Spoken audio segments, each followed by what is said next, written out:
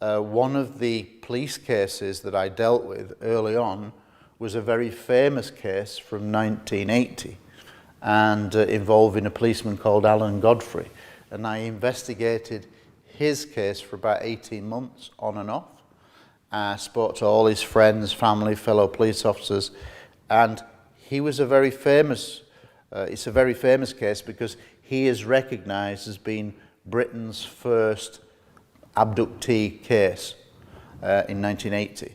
There are others who've since claimed to be, but he didn't. He hit the media. He went worldwide. His case was well known around the world. Would you tell us that story? What happened to that man? I do lectures on it, so it's a long story. But briefly, he was driving his police car. He goes around a corner, and there in the road ahead of him is a flying saucer, UFO, hovering just above the road, 5 feet off the ground, blocking the road. So he stops. He tries to go for his personal radio. The radio is dead. He then goes for his main radio set. The radio is dead, so he can't tell anyone. He has a sketch plan, piece of paper. He draws the UFO. Then something strange happens. Then there is a time jump.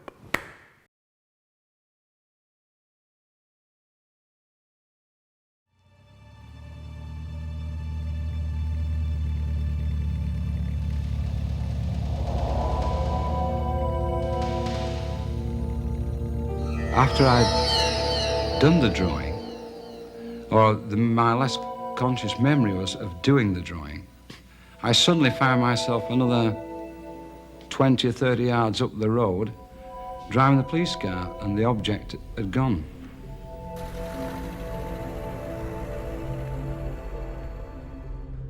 Alan realized that 20 minutes had passed, and he couldn't remember what happened. He turned the car around and went back to where he had seen the UFO. I was a bit gobsmacked at this.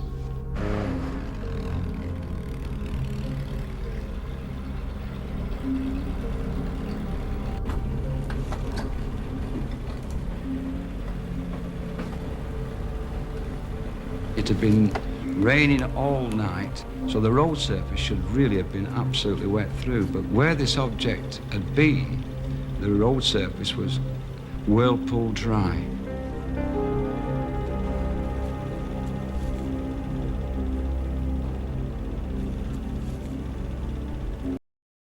Is evidence that some human beings have been actually abducted by non-human entities. I know it sounds far-fetched, but it's true, because a book published later this week collects together some of their claims.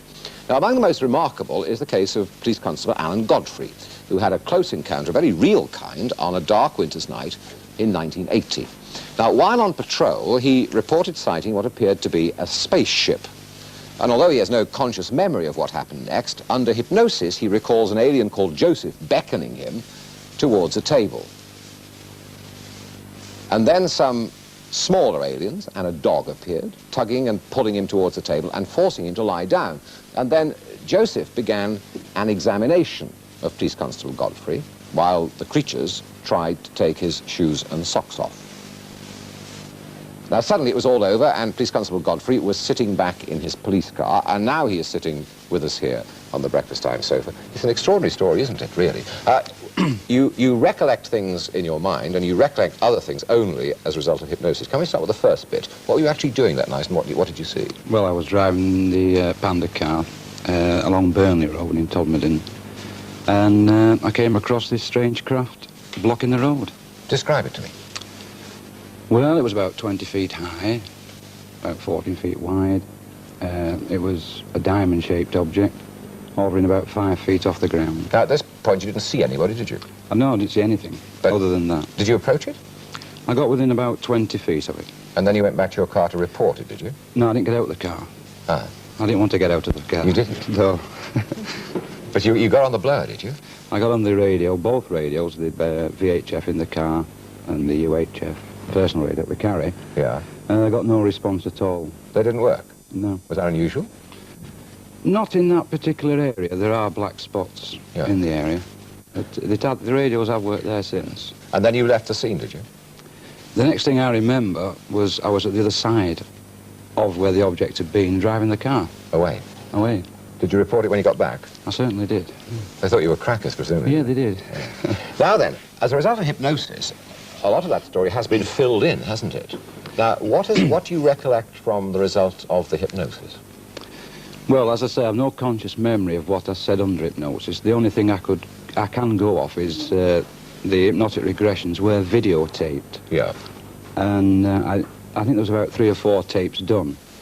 And when I actually was allowed to see them at the end of the session, it was quite frightening. What you'd said under hypnosis? Mm. So tell me the other story now, the one that they drew out under hypnosis. Well, under hypnosis, when I see the craft itself, as I said before, I didn't get out of the car consciously. I find myself getting out of the car, and for some reason, I have no idea why, a strange, very powerful beam of light is shone towards me, which blinds me. I jump back in the car in panic, and then there is some sort of a blackout. And after the blackout, I wake up in some sort of an examination room. I see. So, this spaceship, or whatever it is, did you see that in your recollected... Yes, everything under hypnotic regression, everything was accurate right up to... The bit that... when I got out of the car, yes. Okay, well, describe this creature to me, this man. Well, he was a humanoid, or of human appearance. He's about 6 feet high. But not quite a human being, you said. Well, he had a human appearance. Yeah. He had a beard, and he wore some sort of a skull cap, and he wore like a white gown. He was very pleasant in appearance. He wasn't at all frightening to look at. Okay, now you've got yourself into this room. What goes on there? Who else is there? There were, I think I said there was 8 small 3-foot-high creatures that transpilated during the hypnotic regression as robots.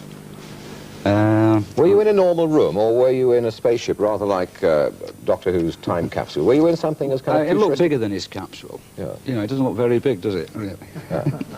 But inside it, yes, I would say it's very similar. And then they tried to undress you, didn't they, at one point? Take your shoes and socks off. Why was that? Well, this is one of the funny things about it. When I got back to the station, I found that my left boot was split, and I had a burn mark on the instep of my left foot. And in the hypnotic regression, they actually examined my left foot. Now, that's remarkable to me. How did your experience end in this place you were with these people? The doctor woke me up. We never actually got to an ending. Yeah. I was wired up to some heart machines, Yeah. and they completely went off the scale. I was in such stress that both doctors stopped the hypnotic regressions. Now tell me, what do you make of it all? Do you believe now in UFOs, or what? Are you convinced that those things actually happen to you, or it's just in your mind somewhere as an imagination or a dream or something like that? Well, the UFO certainly existed. You're sure of that? Yes, it was a nuts and bolts craft. I think I'm quite capable of seeing something from 20 feet. Well, if I said to you anything you say will be taken down and used in evidence, you would say that you saw that thing? Yes, I would swear on the Holy Bible. You What would. I saw that day, I've seen nothing of the like except in science fiction films.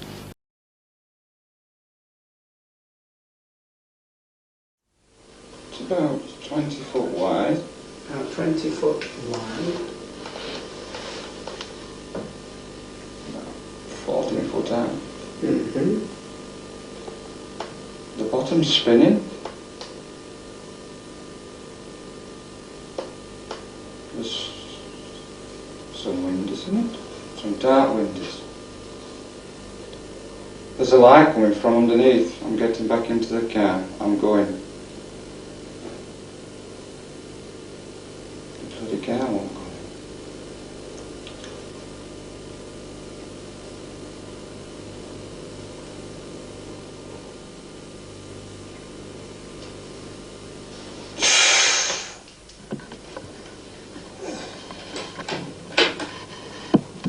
What's happening now?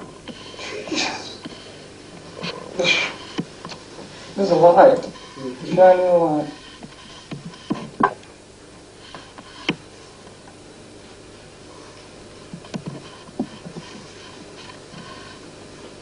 Keep your eyes closed. Where's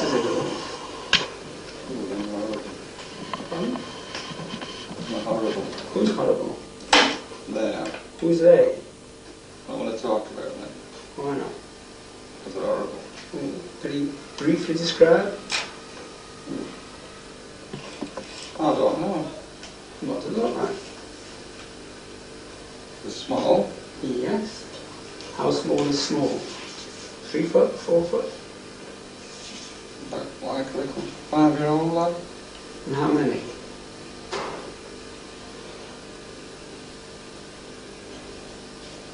About 8.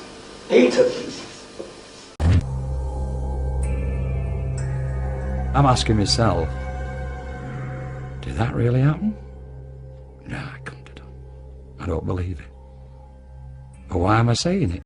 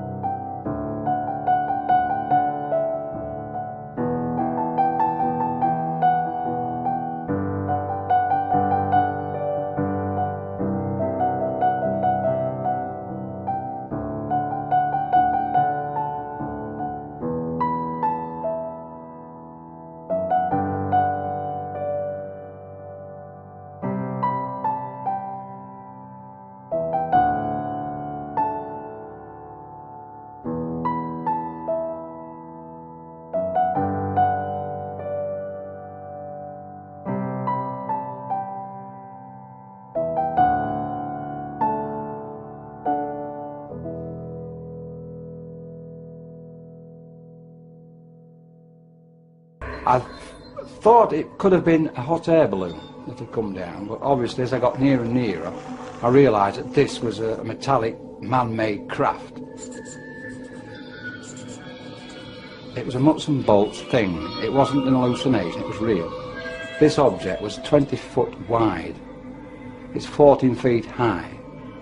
It's diamond shaped. The bottom half of it was rotating, the top half was stationary. It had a bank of dark windows, or could have been panelling. If I got out the car, picked a brick up and thrown it at it, I'd have probably found out whether the windows or not. The trees that lined the road were shaking violently. But yet, whilst I was sat in the car, I didn't feel any vibration. I didn't hear any noise, but I certainly wasn't going to get out of the car. I picked my clipboard up, put it on my knee and proceeded to draw it. Now, as I'm drawing the object,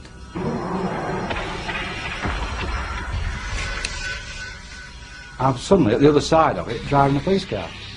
Another witness was school caretaker Leonard Smith. When I came round the corner to check the grounds, I looked up in the sky and this UFO was up in the sky, approximately over where I later learnt the area where Alan Godfrey had his experience. I didn't know at the time. Now the object shot across the valley 4 times, backwards and forwards, and it vanished over the hills.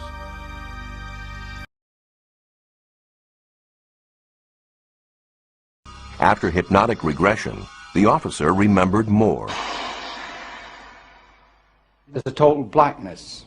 Then there's a feeling of floating, as though either me on my own or the vehicle, whatever, is floating. Then I wake up in a room. Now in this room, there is a very tall humanoid, for want of a better word.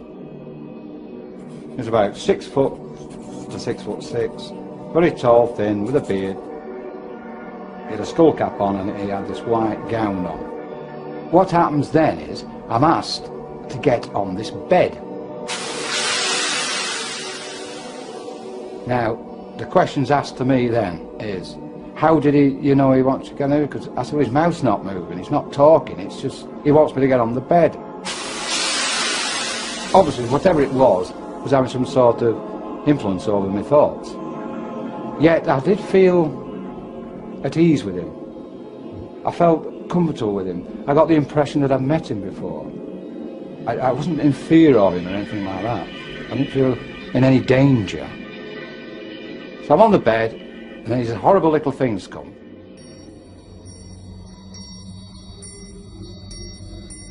They are a lamp-shaped head with black dark eyes. That's the best way I can describe them. And there was about 7 or 8 of them.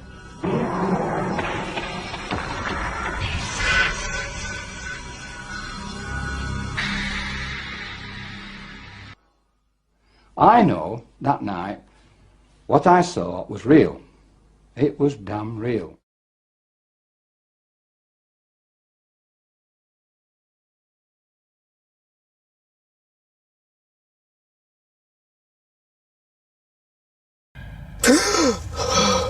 What the? His next conscious memory is he's suddenly like 100 metres, 100 yards further up the road. As he looks round, the object has gone.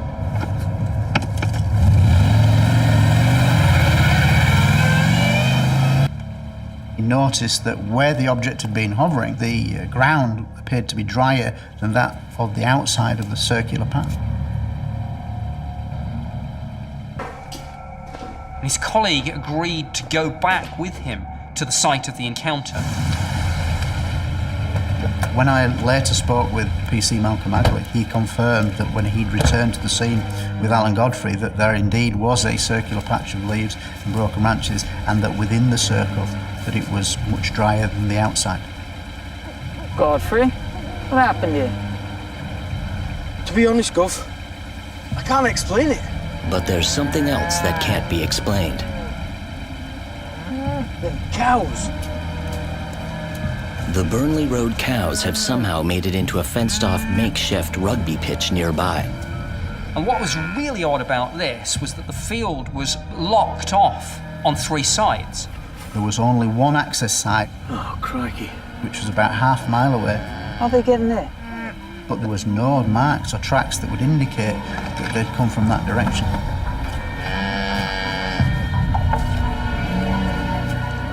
It was almost as if somebody had picked up 6 cows and just gently placed them onto the rugby pitch.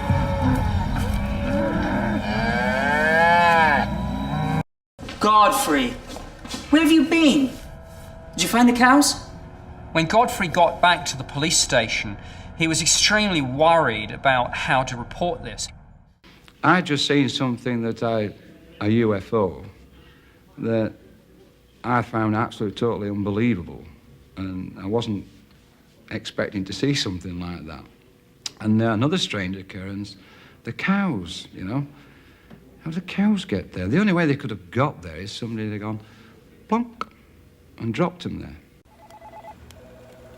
Although Alan's fellow officers did not take the incident seriously, an inspector reminded him it was official procedure to report the incident to divisional headquarters.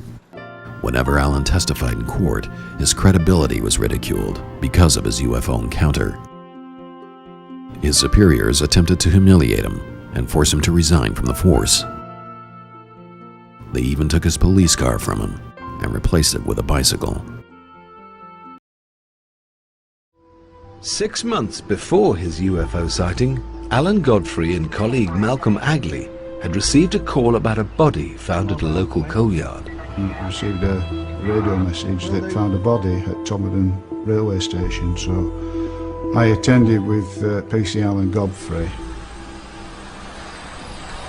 I sort of instinctively told you there's something not right. You come across dead bodies all the time, it sounds like, but you do. And it was lying on his back, just staring up into the sky.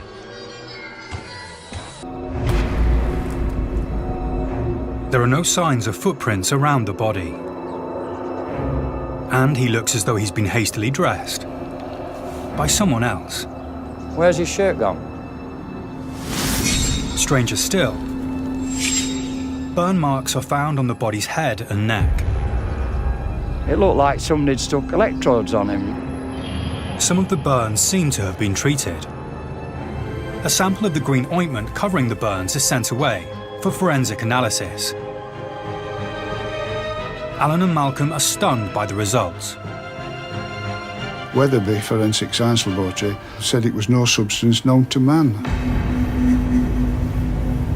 The ointment is put into a database and compared to 6,500 other substances, but none are a match. So who or what burnt Adamski and apparently treated him with this unknown ointment?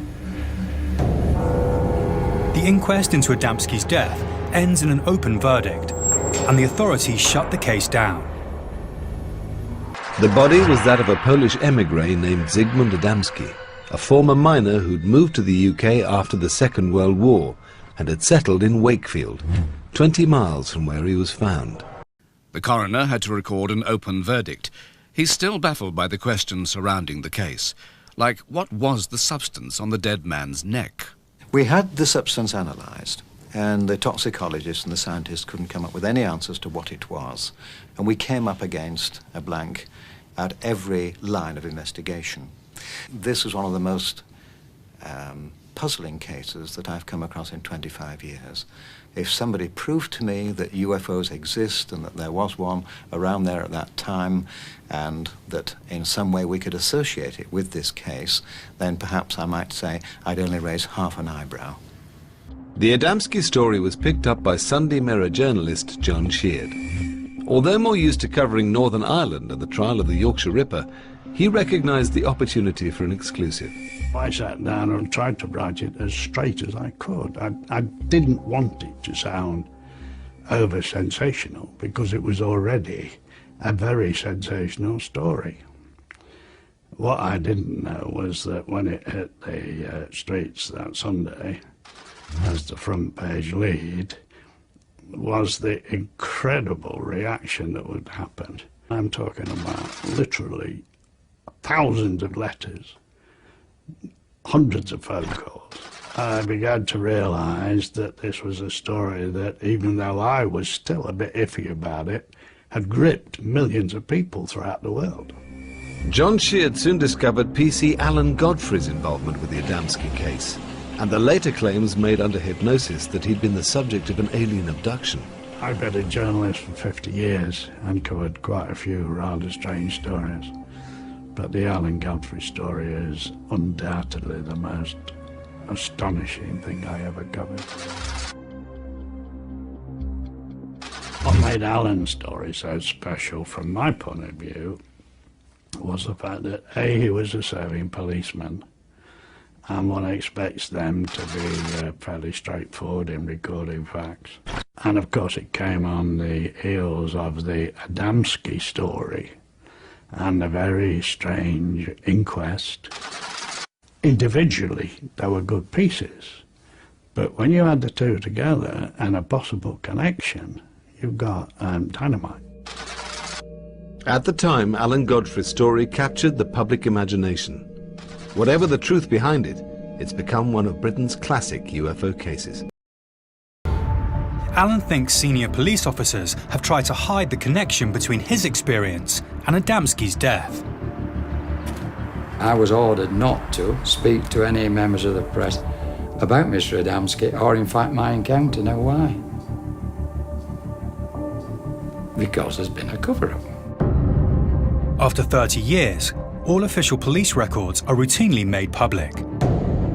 Both the files relating to Alan's encounter and Adamski's death remain classified. Why aren't these things being released? The truth hasn't come out. So what might the authorities be hiding from the public? Now Malcolm has persuaded other police officers to speak out about this worrying connection. Former detective Gary Hesseltine has unearthed a crucial piece of information. I did come across a few cases from a Manchester UFO-based group. Evidence to link Alan Godfrey's encounter and abduction with the death of Zygmunt Adamski on the 10th of June 1980. Certainly around the 8th, 9th and 10th there were a number of sightings in the Todmorden, Bradford area. Gary has a record of a sighting by a middle-aged couple in Todmorden the night before Adamski's body is found in the centre of the town. The couple asked to remain anonymous. It says, we were outside our house in Todmorden and we heard noises above our house. We went out to investigate and we saw a beam of light shine down. Then a huge circular glowing red and green above the roof. It then silently rose into the sky and changed into a tiny dot.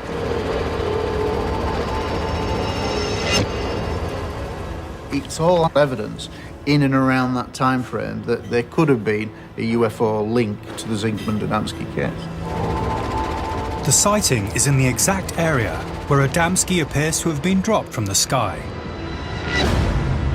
Just 500 meters from where Alan had his encounter. Adamski is seemingly scared to death, and burns to his head and neck are covered in a green ointment, which to this day remains unidentified.